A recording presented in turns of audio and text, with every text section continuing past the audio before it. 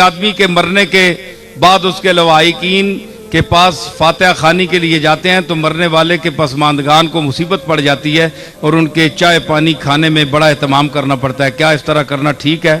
क्या मरने वाले के लवाहिकीन को मजीद परेशान करना नहीं है? इस माशरती बुराई का कोई हल बताएं। भाई बात तो यह है कि आप जिस घर में जाएं जहां मैयत हो चुकी हो, पुराने लोगों का तरीका यह है कि तुसी उसने सिर ना वबाल ना बनो। हुण दूरों बंदा कोई आया तो तुसा चाह पानी तो पिलानी पैसी ना। जेड़ा पहाड़े तू लैके आया है, जेड़ा दूर गराए तू आया है, तो उस मुड़ भी के जा भी नहीं सकना, तुसा देना तो है वे ना। ते जेड़े करीब ने लोग हुण अट्टे कट्टे ने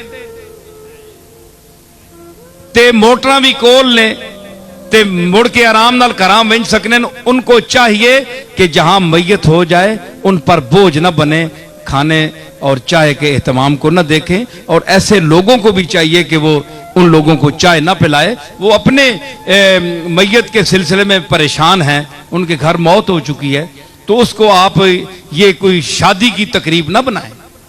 वो जो खिदमत होती है ना वो और होती है।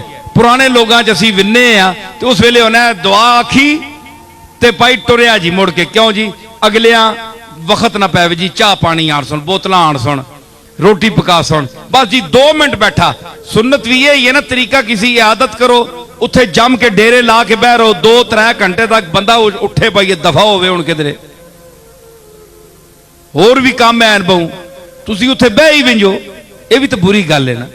2 मिनट उठे। अयादत के अदब भी यही है कि आप 2-3 मिनट बैठे मरीज के पास, खुदा जाने मरीज किस हालत में मुब्तला है जी।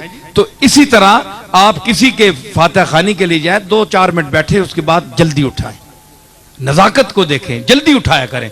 तुसी भी उत्थे लमक के बह रहने हो, अगलियां ही फिर आना है, 15-20 मिनट हो उबासियां मारना पाया, इस हुण दो कोई फक्का चाह ना। तुसी आप भी मना करया करो, ख्याल रखा करो। अगला कई गरीब आदमी होने, कई नहीं पिला सकने।